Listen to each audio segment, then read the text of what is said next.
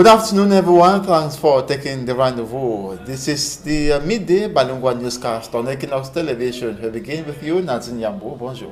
Bonjour, Innocent Azé. Mesdames et messieurs, bonjour. Merci d'honorer ce rendez-vous de l'information sur Equinox Télévision. Encore une grève sur le chantier de construction du stade Paul Biya à Olembe, non loin de Yaoundé.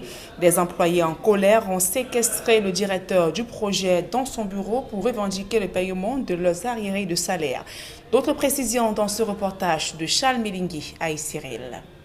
Ambiance peu ordinaire sur le site de construction du stade Paul Biya d'Olembe à Yaoundé. Des employés en colère bloque l'entrée du service administratif pour empêcher au directeur du projet de sortir. Il est dans son bureau là. On lui demande si on va dormir là. Tant qu'on n'a pas notre argent, on ne va pas bouger d'ici. Même s'il faut faire un mois, même s'il faut faire 2 jours. Si on a la solution, nous on le libère. Tant qu'on n'a pas la solution, il sera assis dans son bureau. On ne le brutalise pas, on ne fait rien, mais on va l'empêcher de sortir. Jusqu'à ce qu'on ait des conclusions. Mise en congé technique depuis l'arrêt des travaux, les grévistes revendiquent plusieurs mois d'arrêt de salaire. Depuis le mois de janvier-février, on a commencé à avoir des problèmes de salaire ici. Là. Contre toute attente, avec ces arriérés, on nous a envoyé en congé technique depuis le 11 avril. Après le 19 juin, on nous a dit que nos contrats sont arrêtés tant au quartier. Les employés dénoncent une supercherie orchestrée selon eux par l'entreprise qui mène les travaux et l'un des soumissionnaires. On leur aurait fait signer des documents attestant qu'ils ont été payés. Pourtant, disent-ils, il n'en est rien. On nous a arrêté les contrats le 19 juin. Du 19 juin au 19 juillet, ça fait un mois. Aujourd'hui, c'est le 13 août. On a signé des documents, on n'a pas d'argent, on n'a pas de papier, on ne sait même pas où cet argent serait viré. On nous a fait signer tous les documents qu'il fallait, qui prouvaient qu'on a eu de l'argent, mais sur le terrain, on n'a rien. Et aujourd'hui, on est surpris que nous sommes là. On voit le directeur du projet, il nous fait comprendre que lui n'est pas au courant de tous ces problèmes de signature, lui n'est pas au courant. Et pourtant, il y a les signatures de Pichini sur les documents. Prévu pour abriter dans un premier temps la CAN 2019, puis 2021, sans oublier le CHAN 2020. Le stade Paul Biya d'Olembe est au point mort. Qu'il s'agisse de la cuvette principale ou des 2 stades annexes, les travaux sont à l'arrêt depuis plusieurs mois. Et que se passe-t-il dans le processus de distribution de l'enveloppe financière destinée aux victimes de la catastrophe ferroviaire d'Ezeka?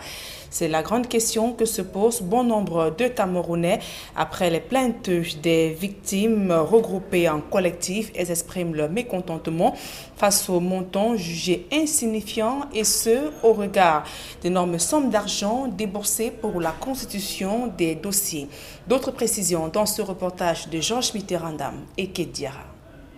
Le don du chef de l'État à l'endroit des victimes de la catastrophe ferroviaire d'Ezeka fait des remous. Constitués en collectif de Kouroussé, quelques victimes bénéficiaires de ce don disent ne pas comprendre le processus de répartition de ce qu'ils considèrent comme un geste du chef de l'État destiné à essuyer leurs larmes.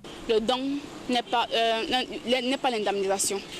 Donc ça veut dire que si le président décide de faire un don à tous les sinistrés, ça doit être équitable. Il ne devait pas avoir de partie prise. Que si les autres ont les 5 millions, les 1 million, là, il y a problème. Au sein de ce groupe de sinistrés vivants et évalués à 744 par la commission de répartition mise sur pied par le président de la République, les sommes perçues diffèrent d'un individu à un autre, ce qu'il qualifie de flou artistique, observé afin de mieux brouiller les pistes d'un détournement à ciel ouvert. Si par exemple, on avait nous tous un forfait, on devait connaître combien on a dépensé de 744 personnes. Maintenant, le dilatoire, c'est qu'il faut qu'on donne à l'autre 1 million, l'autre on donne 500 000, l'autre... Et ça va vous embrouiller au niveau des enquêtes. Personne ne saura combien on a remis à X ou bien à Y. Et quand on le dit, d'autres pensent que nous ne sommes pas Camerounais. Avant cette vague d'indemnisation, il y a eu une première constituée de personnes décédées et disparues qui n'a toujours pas livré tous ces mystères. La première phase concernait les disparus et les décédés. Et dans cette première phase, il ressort que la commission a utilisé 215 millions.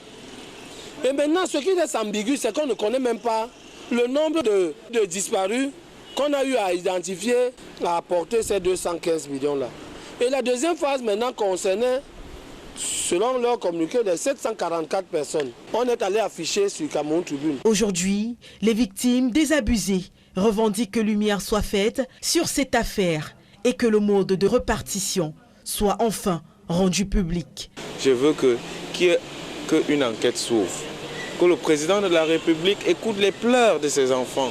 Et qu'on nous convoque même au service du Premier ministre pour nous dire comment ça s'est passé. Parce qu'ils ne nous ont rien dit, ils nous ont seulement appelés et communiqué nos noms au journal. 3 ans après la catastrophe des ECA, ces victimes ont depuis longtemps perçu les indemnisations de la compagnie en charge du transport ferroviaire. Avec cette nouvelle affaire, les plaies qu'ils pensaient guéries se sont réouvertes. Alors que les usagers vivent un véritable calvaire à l'entrée est de la capitale économique Douala, ceux du centre-ville connaissent également des difficultés pour circuler avec leurs véhicules. Par exemple, la route qui va du passage à niveau au marché Sandaga ainsi qu'au nouveau pont sur le Vouri est en piteux état. D'énormes crevasses jonchent la chaussée et paralysent la circulation de ce côté. Le reportage de Sylvestre Zangaou. Si emprunter la pénétrante est de Douala est un calvaire pour les usagers de la route, le centre urbain donne lui aussi bien des cauchemars.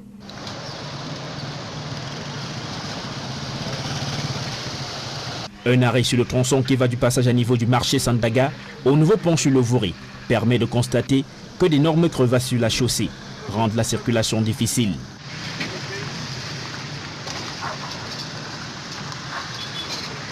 C'est donc au risque d'endommager leur véhicule que les automobilistes s'y aventurent. On quitte de Makepe en 20 minutes.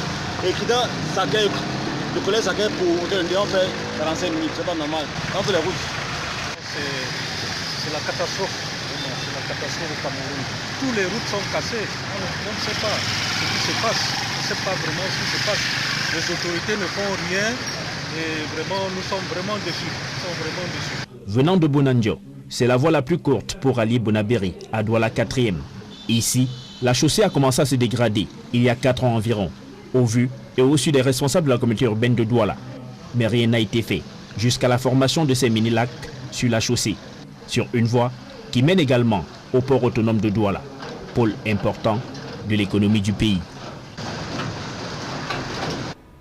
Et les prix des produits agricoles ont flambé sur le marché. Il s'agit notamment des vivres frais récoltés dans la région du sud-ouest Cameroun. L'un des greniers du pays est enclavé à tel point que les agriculteurs et commerçants broient du noix sur des routes en piteux état.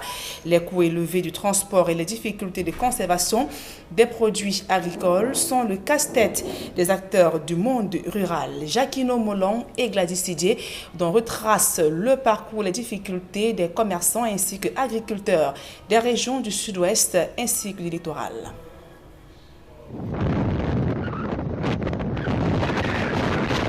Sur la route de Bangem, partant de Melon, tout va bien, jusqu'ici.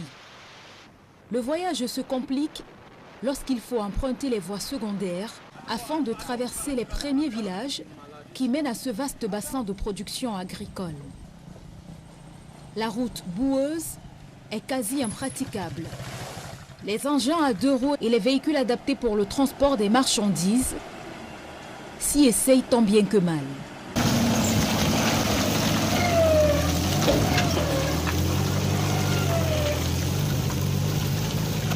Certains passagers sont parfois obligés de descendre afin de permettre aux conducteurs de mieux négocier la traversée.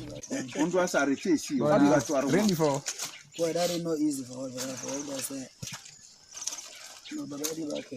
Chaque traversée est une véritable épreuve pour ces automobilistes.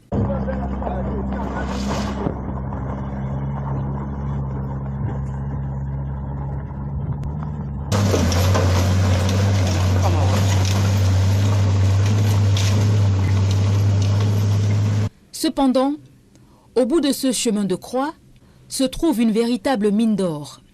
Des produits agricoles de diverses variétés à perte de vue, qui attendent désespérément preneurs malgré les coûts qui ont davantage chuté suite au mauvais état de la route.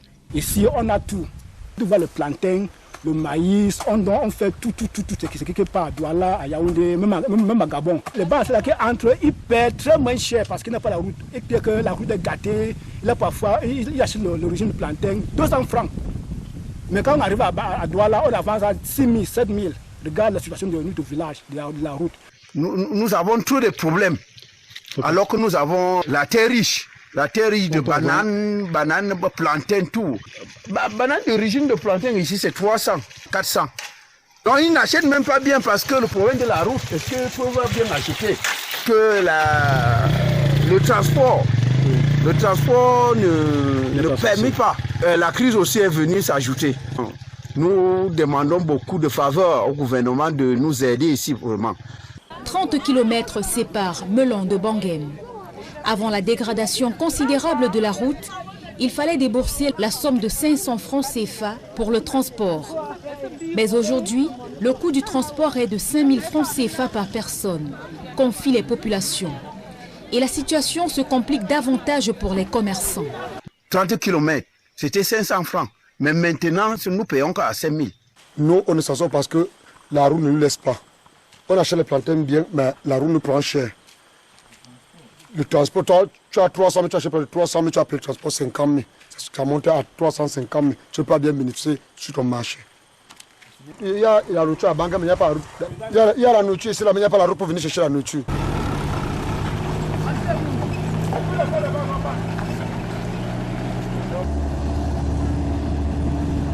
Les habitants de Bangem et autres commerçants ne sont pas au bout de leur peine. Les fortes pluies qui s'abattent en cette période compliquent davantage leur quotidien. Et toujours dans le monde agricole, plusieurs distinctions, dont des trophées, ont été remis aux meilleurs acteurs de la filière cacao. C'était le principal temps fort de la clôture du Festi Cacao. Le président du CICC a saisi l'occasion pour inviter les différents acteurs à persévérer dans la voie de l'excellence lors de la campagne cacaoyère 2019-2020. Marcelin Gansop, Élisée Borba. Sous le parrainage du ministre du Commerce, le Conseil interprofessionnel du cacao du café fait de vous le héros HERAUT de la fève d'excellence du Cameroun. La 8e édition de Festi Cacao rend ainsi hommage à 3 personnalités dont les actions quotidiennes font bouger les lignes et augurent des lendemains meilleurs pour la filière cacao-café.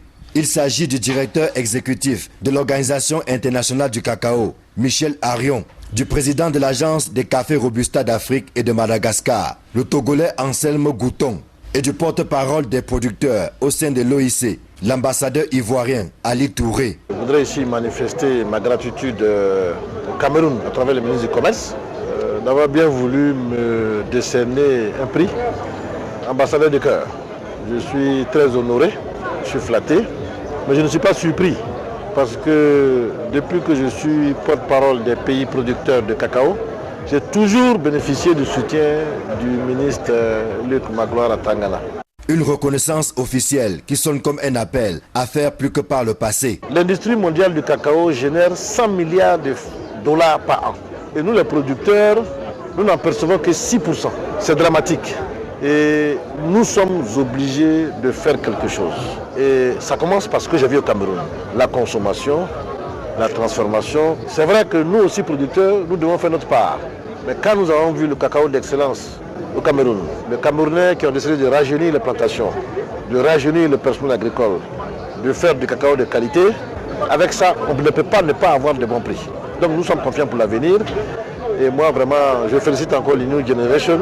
En dehors de ces invités spéciaux qui ont honoré par leur présence Festi Cacao 2019, plusieurs autres acteurs de la filière ont été primés pour les nombreux efforts fournis au quotidien.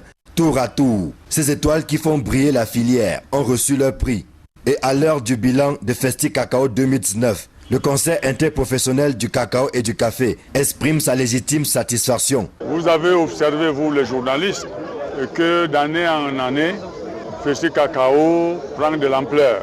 Et ça nous conforte au niveau de l'interprofession que ce que nous faisons est important pour notre pays. Nous sommes pleinement satisfaits et je remercie encore une fois de plus notre ministre du tutelle qui, vous voyez, depuis 2 jours, est resté avec nous d'une manière permanente. Nous espérons encore faire mieux l'année prochaine. Comme disait Nietzsche, ce n'est pas le doute qui nous envahit au CIC, c'est la certitude. Nous allons donc tout faire pour que nous soyons également à la hauteur. Pendant 3 jours, Festi Cacao est resté fidèle à ses principaux objectifs, à savoir se confirmer comme un événement d'envergure internationale de promotion de l'ensemble de la filière cacao du Cameroun, promouvoir une plus grande consommation et la valorisation locale auprès des organisations paysannes, encourager la production du cacao de qualité et puis intéresser les jeunes et les femmes au métier de la cacaoculture. Rendez-vous a été pris pour la 9e édition en 2020.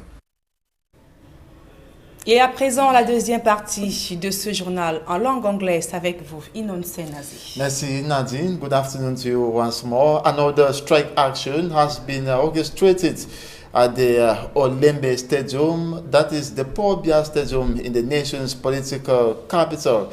The disgruntled workers yesterday staged the strike action demanding payments of their 6-month salaries. They equally besieged the office of the project director, demanding that the amount be paid. And the disgruntled workers say documents were signed, they have been paid but have not received a dime. The strikes at the Paul Biya Stadium since its construction started are uncountable. Works had stopped over 6 months ago, with workers vowing to maintain their technical leave if their salaries were not paid. After failing to be ready to host the 2019 AFCON, the Paul Biya Stadium is expected to be completed to host the CHAN and equally the African Nations Cup come 2021. And some commentators have criticized and said Cameroon will still not be ready by 2021. Survivors of the Seka train accident are disgruntled. They are equally accusing those in charge with distribution of the Paul Biya aid to them for attempting to cheat. They say the money is being distributed unevenly. Femi Amtron-Sanda reports. A controversy has risen over President Biya's aid to victims of the Ezeka train accident. Some beneficiaries say they do not understand the criteria used in distributing the money, which according to them should be evenly distributed.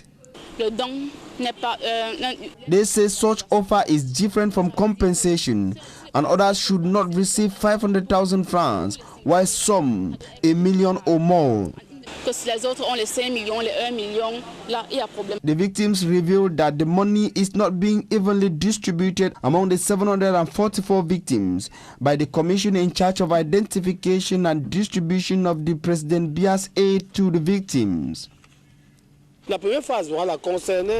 Before this package to survivors, a similar package was distributed to families of those who died or went missing following the accident.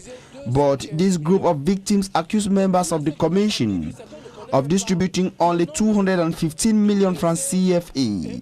La commission a utilisé 215 millions.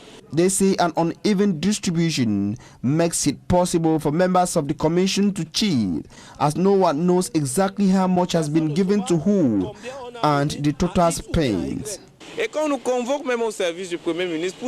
The victims say an inquiry should be opened into the distribution process in order to bring due clarification.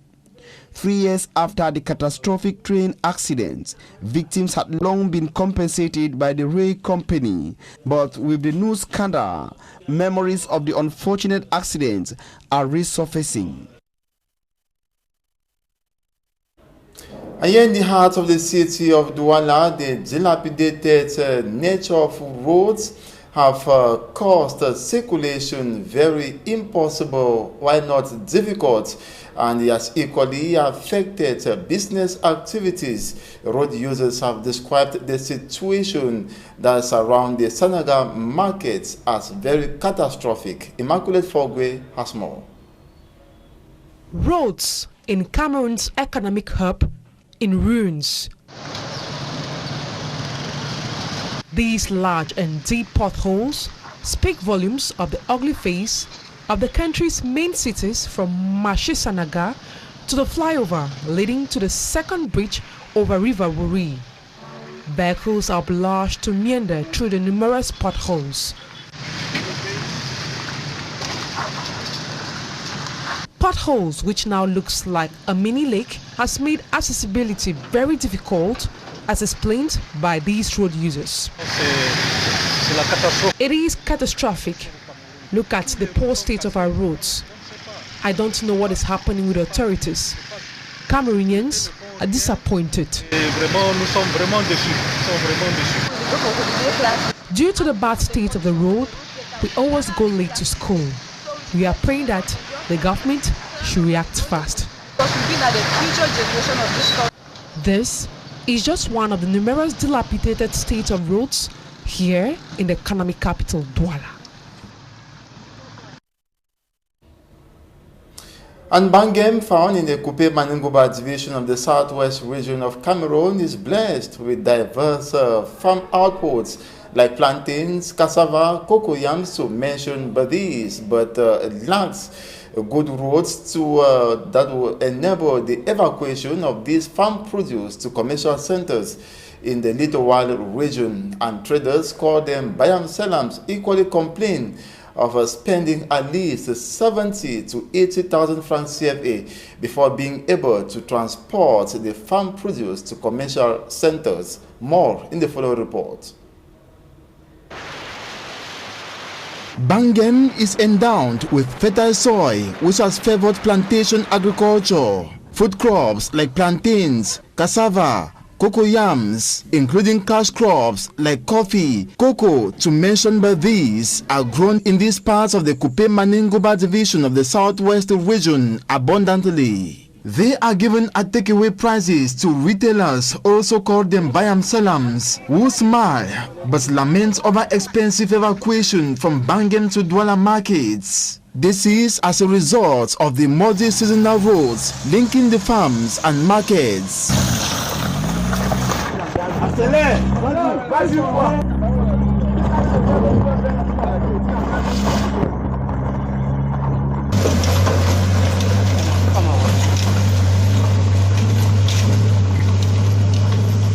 We buy plantain for here. We buy for cheap price. For bring our men on now, motor they overtake money because we don't spoil. Transporters charge high fare. That is between 70,000 to 80,000 francs CFA, depending on the state of roads.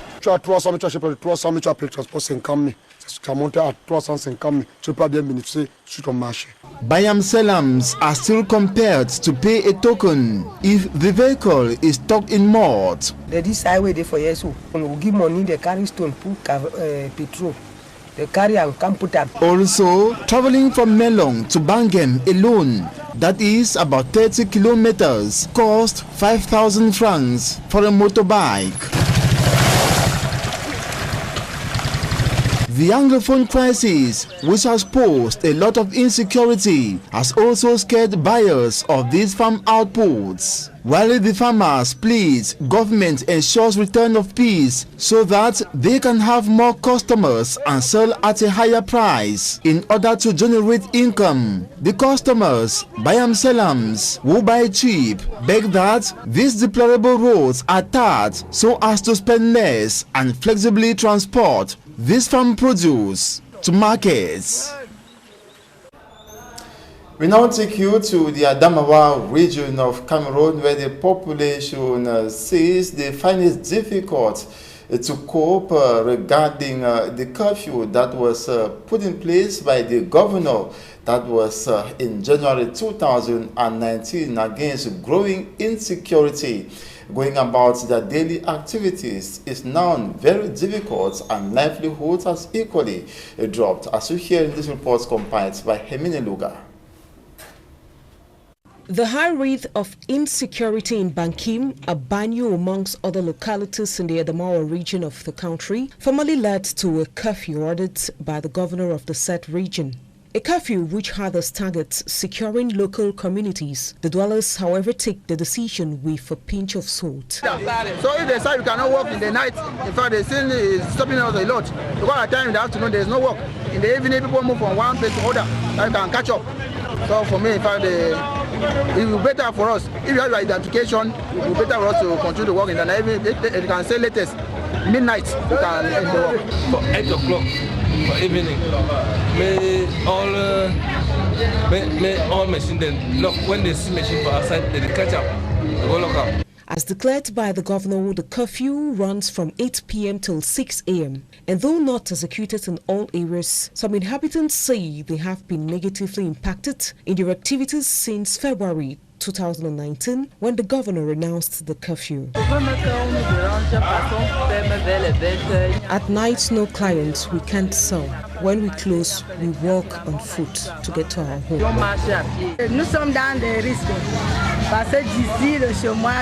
We are exposed to lots of risk. For instance, I depend on little trading on my table. And at night, when I close, I trek to the house because there are no bikes. Now all has changed. What we sold at first, we can't meet up with now. According to some dwellers, the decision taken by the governor is not necessary in their zones, as they say it is precisely the Mayo Banyo hit with persistent kidnappings. Why the authority let us to know about this was because the crisis of the northwest and southwest that is already near there at Sonkolong, that there are maybe ambassadors that may come here and the bike is the easy way that they can travel from one area to another. So if it's that we are the one in this town, they know us. If you can carry a person that they know him very well, but I don't see the reason why they would disturb you not to work. If it's a stranger, the person that they don't know, they ask for identification. If he's unable to identify himself, they can keep him, not to disturb everybody, because people don't have the same problem. As it's now, the people are managing to carry on with their daily activities while doing their best to respect the curfew. The decision taken by Governor Abubakar Bekum runs till further notice.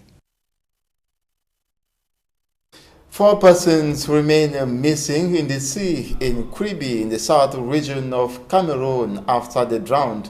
5 of them drowned, and reports say a corpse has been found. Some inhabitants of Kribi said periodic disappearance and deaths in the sea have increased in the past months. Meantime, the phenomenon has also been attributed to attempts by visitors to swim in the high sea, and the 5 persons drowned on Sunday. That was during celebrations marking the Feast of the Ram. And that's it for this 12 p.m. bilingual newscast on Equinox Television. Thanks so much for watching. Do take the rendezvous and meet us at 4 p.m. Nancy Yambou à 16h. Exactement, Innocent Nazé. Le prochain rendez-vous, c'est lorsqu'il sera 16h. Mesdames et messieurs, merci pour votre aimable attention.